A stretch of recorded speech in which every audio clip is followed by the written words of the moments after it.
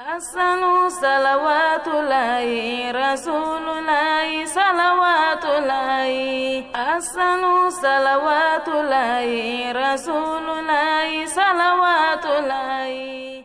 Assalamu alaikum wa rahmatullahi wa barakatuhu. Chers téléspectateurs, que la paix et la miséricorde et les bénédictions d'Allah soient sur vous. A'oudhu billahi minash shaitanir rajim. Je cherche refuge auprès d'Allah contre le Satan maudit. Bismillahirrahmanirrahim. Au nom d'Allah, le gracieux, le miséricordieux. Bienvenue à l'histoire des prophètes. Aujourd'hui, c'est la 4e émission de ce nouveau programme. Dans la première émission, nous avons discuté de façon générale à propos du prophétat. Dans la 2e émission, nous avons discuté à propos du prophète Adam. 3e émission était consacrée au prophète Noé. Et aujourd'hui, dans cette émission, la 4e émission, nous allons discuter à propos du prophète Abraham. J'ai le plaisir de recevoir aujourd'hui sur ce plateau des invités, M. Abdurrashid Anwar Saheb, le missionnaire de la communauté islamique Ahmadiyya, et Dr Khamsi Saheb, le président de la communauté islamique Ahmadiyya du Maroc. Bienvenue à ce programme. Assalamu alaikum wa rahmatullahi wa barakatuh. Chers téléspectateurs, maintenant nous allons aborder le sujet d'aujourd'hui.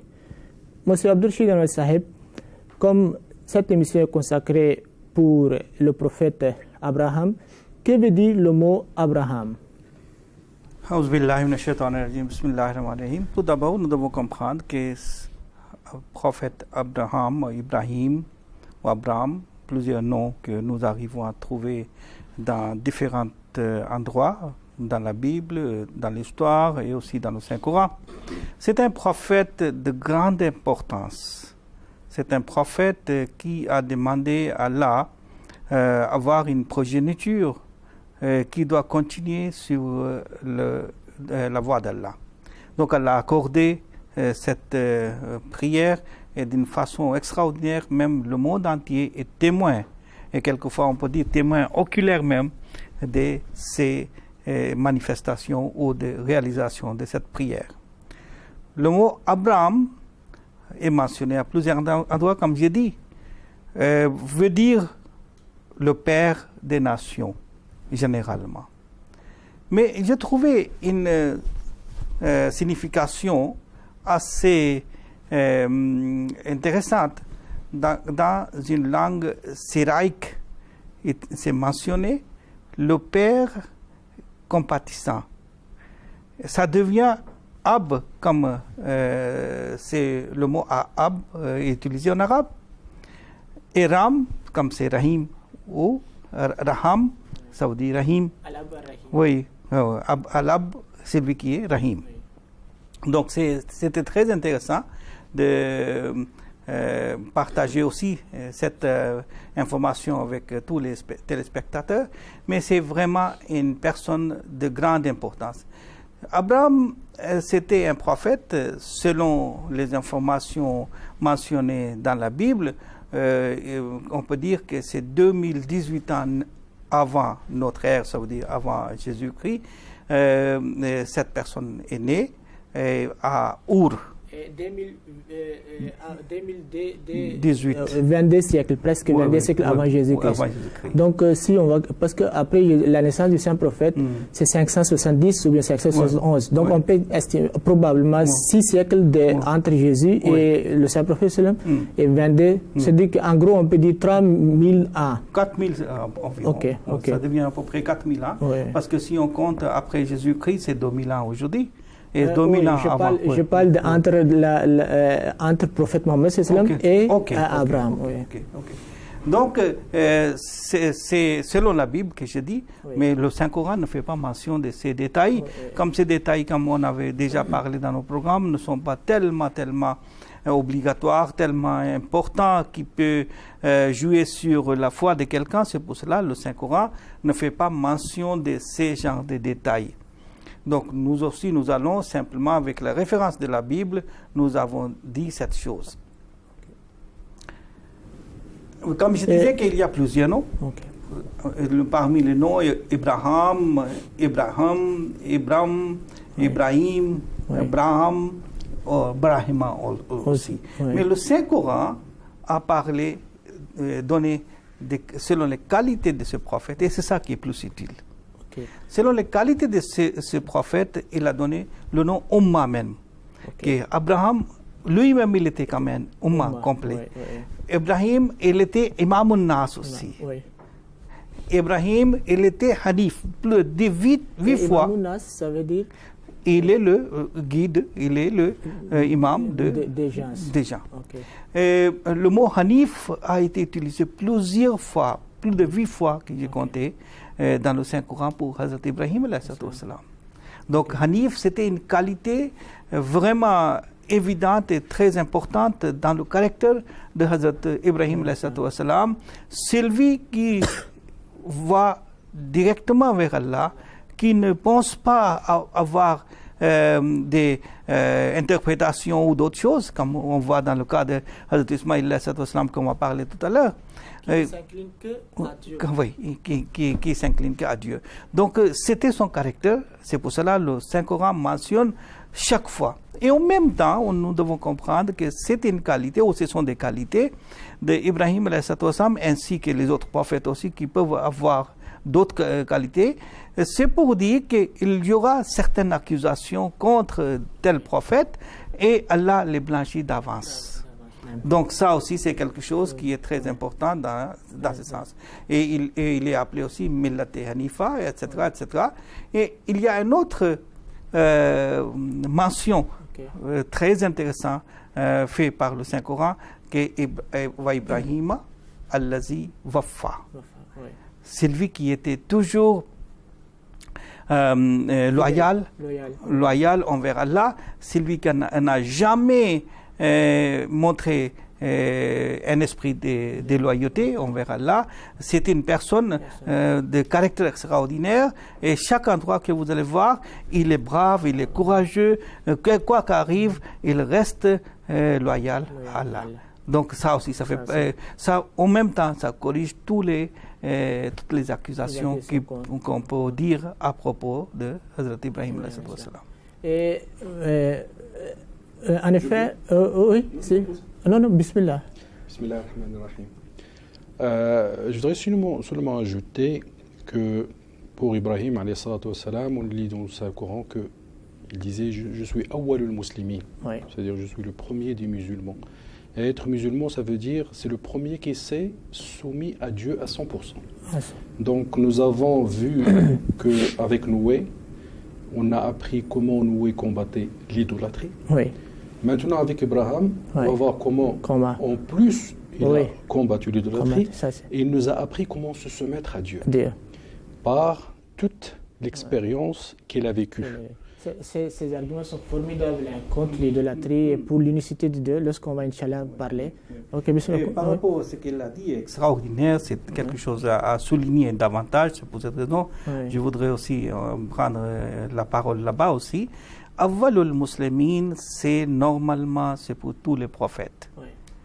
Mais il y avait une idolâtrie de façon trop accentuée au temps de Hazrat Ibrahim alayhi salam.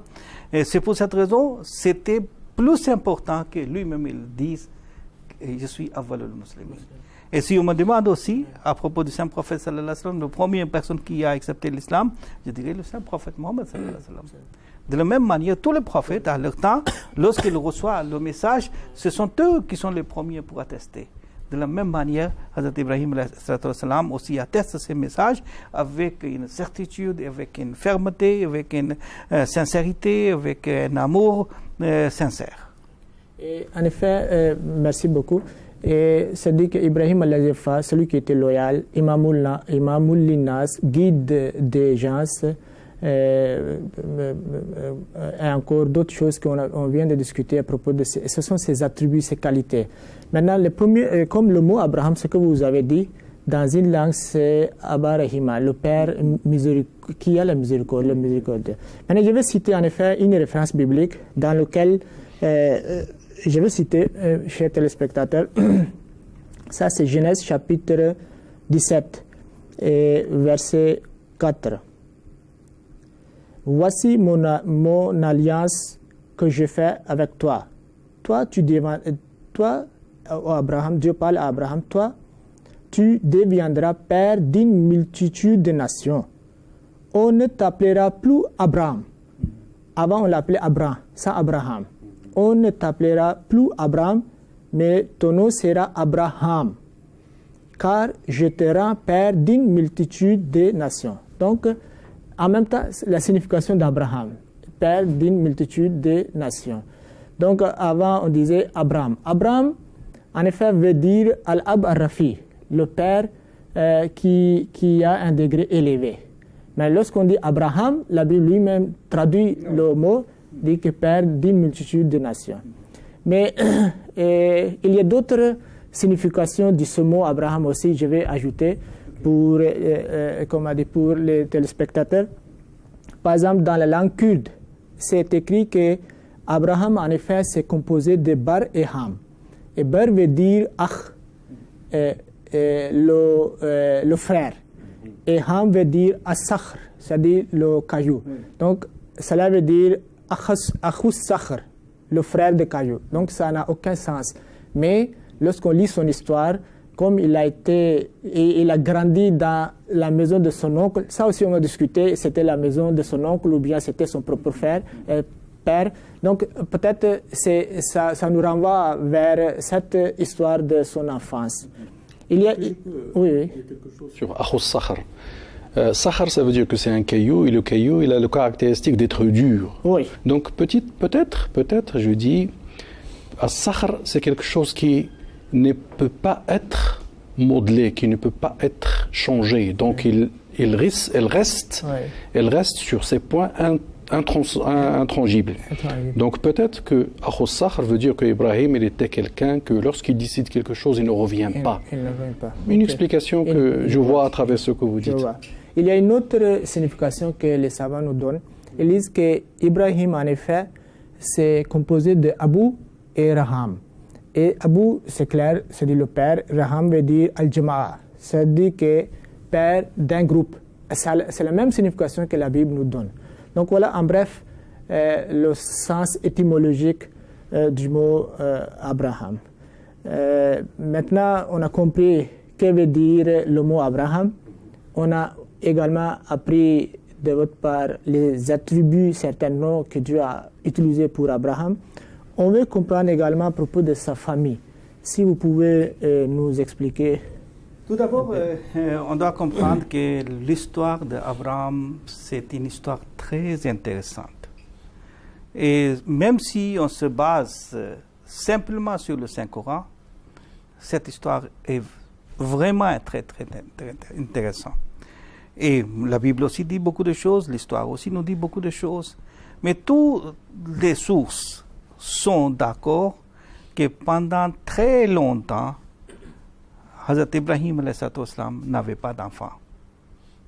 Même si le Saint-Coran ne dit pas son âge lorsque il a eu le premier enfant, mais il est d'accord qu'il n'avait pas d'enfant pendant longtemps.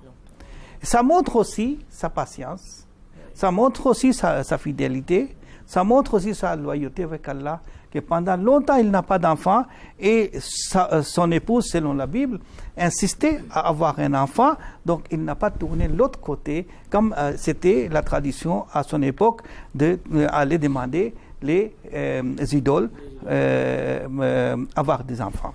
Mais il était croyant et elle était croyante, ou elle aussi, on peut dire qu'elle est restée fidèle avec Abraham. Donc cet aspect est très important, que pendant très longtemps il n'a pas d'enfant, mais il ne tourne pas ailleurs. Je vais juste un peu ajouter. Le premier enfant qu'il a eu, Ismaël, c'était lorsque Abraham avait, selon certains savants, 86 ans. Et le deuxième enfant, Isaac, c'est après 13 ans, c'est-à-dire lorsqu'Abraham avait 99 ans. Donc voilà, 86 ans de patience. Maintenant, le miracle, Dieu donne le fruit aussi. S'il vous plaît, vous continuez. On peut comprendre à travers là que c'était un caillou, il était dur. Maintenant, comment le Saint-Coran mentionne cet événement? Le Saint-Coran a préservé ce dialogue de Hazrat Ibrahim avec les anges, celui qui est venu donner cette nouvelle. Le Saint-Coran dit وَنَبِّهُمْ عَنْ ضَيْفِ Ibrahim. Ibrahim reçoit des étrangers, des invités. Qu'est-ce qu'ils font? Ils دَخَلُوا عَلَيْهِ فَقَالُوا سَلَامًا. Lorsqu'ils sont rentrés chez lui, ils ont dit Assalamu alaikum.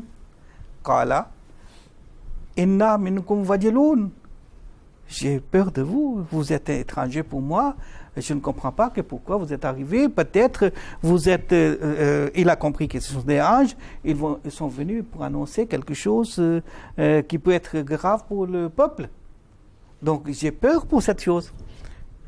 Kalou, et les anges, ou les étrangers, ils ont dit La ta'jal. Tu n'as rien à avoir peur. Tu ne vas pas avoir peur parce que nous allons te annoncer une bonne nouvelle. Inna nubashiruka bi ghulamin. Que nous allons te donner la nouvelle d'avoir un beau enfant. Kala bashirtumuni alan masani al-kibr. Vous allez me donner la nouvelle lorsque je suis rentré dans la vieillesse. Je deviens vieux. Fabima tubashirun. Quel genre de bonne nouvelle vous allez m'annoncer? Kalu basharnaka bil haqqi fala takum min al-qanitin. Et nous allons te dire une chose avec la vérité, ce n'est pas un amusement. Nous avons envoyé une bonne nouvelle pour avoir un enfant. Donc à ce moment-là, il reçoit cette bonne nouvelle. Et joie de sa femme. Sa femme aussi ne croyait pas qu'à cet âge, moi je vais avoir. Elle avait 75 ans. Oui.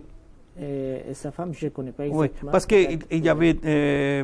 Oui, elle avait 75 ans. 75, okay. Ça veut dire. Non, excusez-moi, j'ai parlé de Sarah.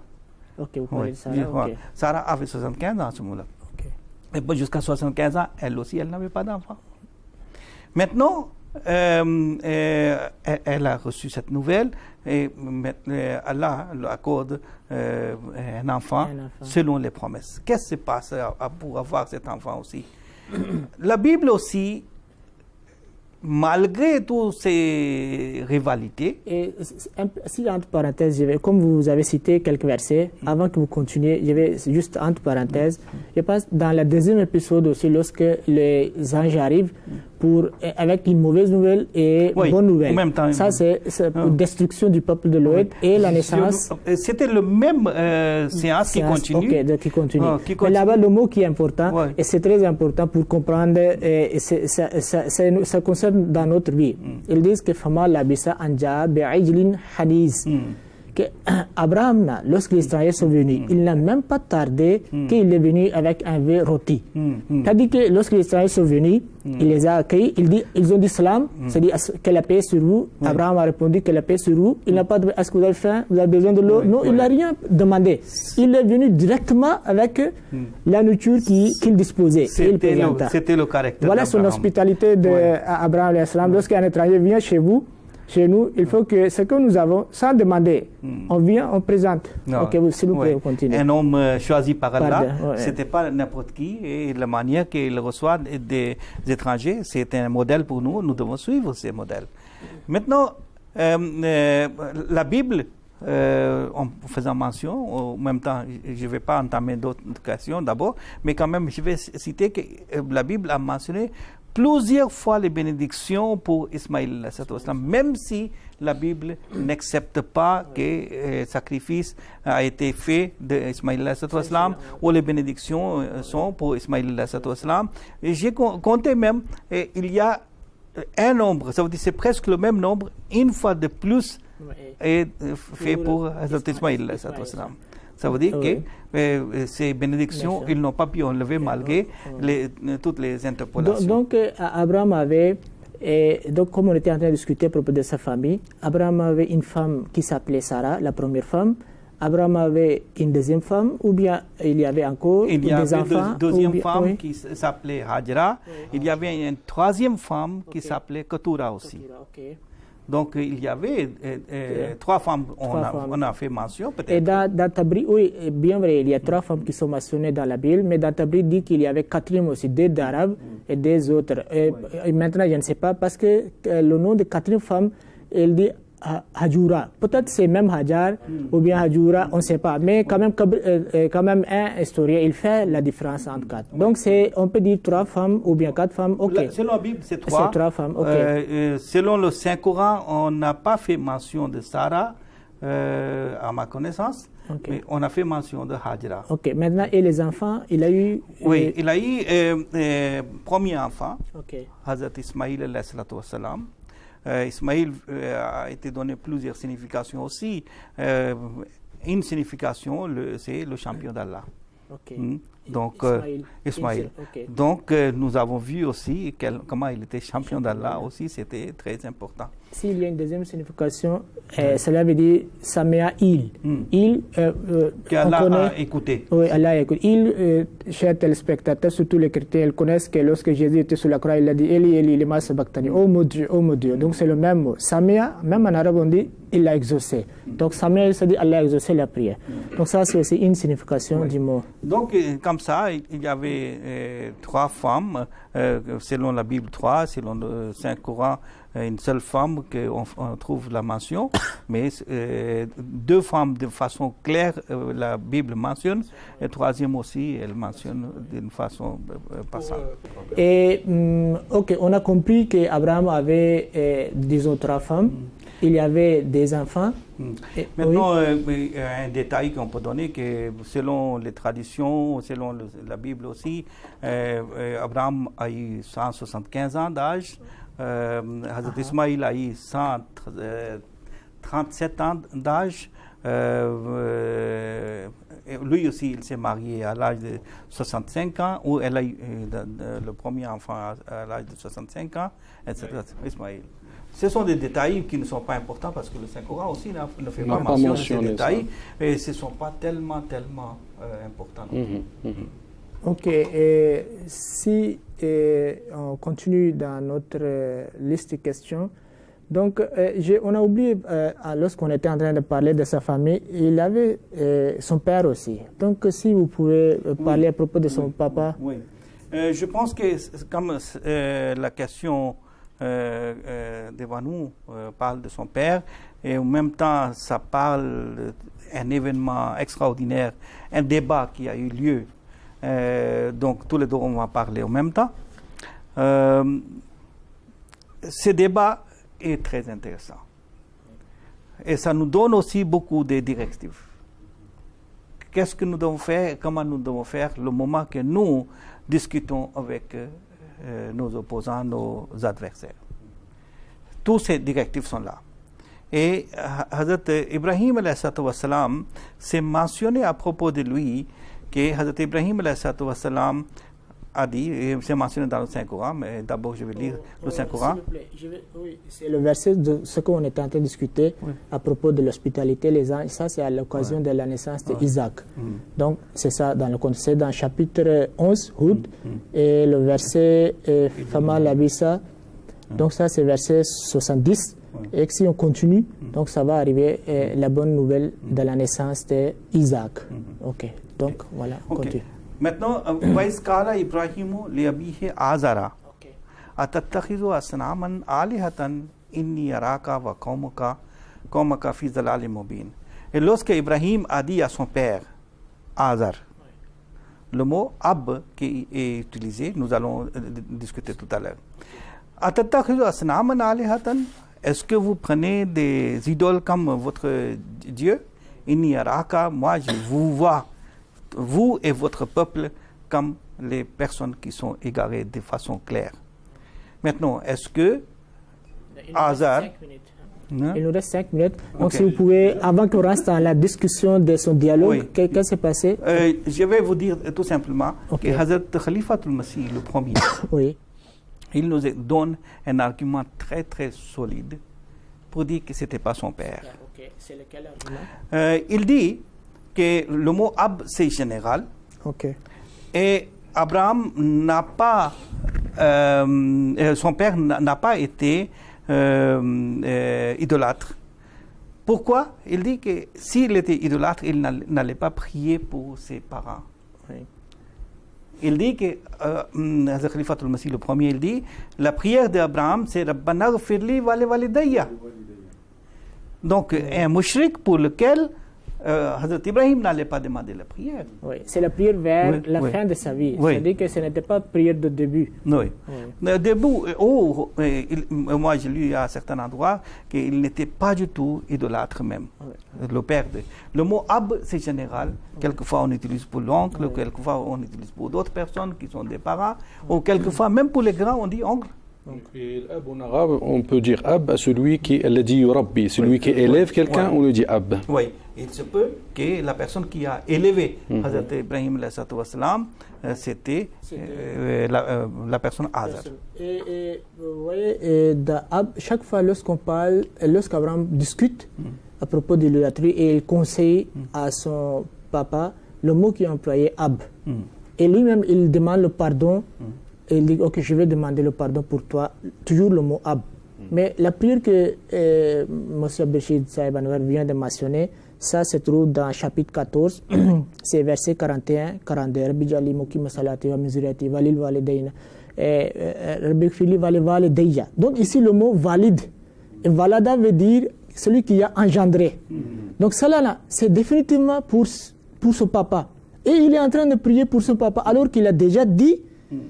Et dans le Saint-Coran, chapitre 9, Toba, verset 115, Dieu dit Makana istighfaro Ibrahima liabihi. La demande du pardon d'Abraham pour son papa n'était qu'une promesse qu'il avait faite, que je vais faire demander pardon. Donc il a demandé le pardon. Après cela, il n'a plus demandé pour Ab, parce qu'il a compris que c'est un Adouf Moubin, c'est un ennemi clair. Ok. Donc, encore, il y a un autre aspect. Parce que on dit que vous dites que le mot est écrit ab et vous êtes en train de traduire oncle. Certains peuvent dire, même les chrétiens peuvent parler. Même c'est-à-dire que dans la Bible, les mots varient. Par exemple, dans Genèse chapitre 11, verset 26, le nom s'écrit Terach. Luc chapitre 3, verset 34, là-bas c'est écrit Tara. Donc il y a toujours une différence. De façon générale, la Bible accepte le Tera comme son père. De façon générale. Et encore, il y a un argument logique. Si c'était son propre père, il n'allait même pas partir vers le roi pour dire qu'il faut le maintenant mettre dans le feu. Donc ça aussi montre déjà que c'était pas son papa direct, c'était son oncle. Si c'est lui-même qui allait aider, peut-être c'est loin qu'il pense à ça, parce que c'est papa même figurait parmi ceux qui le disaient Harekou. Donc voilà, ça aussi c'est un argument qui nous explique. Il nous reste 2 minutes si vous pouvez ajouter. Nous sommes en train de parler de Azar, son père, et la manière que il adoraient. Mais ici, il faut comprendre un petit point encore qui sera développé dans l'autre épisode, Inch'Allah, prochainement. C'est que c'était pas cette idolâtrie ou ce lieu d'idolâtrie n'était pas pour quelqu'un d'autre. C'était un héritage pour Hazrat Ibrahim de droit. Donc, Hazrat Ibrahim, si ce n'était pas pour lui, il n'allait pas détruire.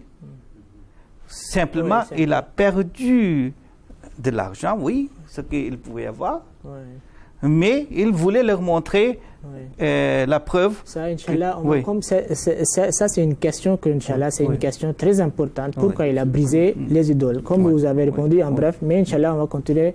Mais je vous remercie, nous sommes arrivés, chers téléspectateurs, nous sommes arrivés au terme de cette émission. On n'a plus de temps pour cette émission. Mais Inch'Allah, on va continuer pour discuter davantage à propos du prophète Abraham. Assalamu alaikum wa rahmatullahi wa barakatuhu. À la prochaine.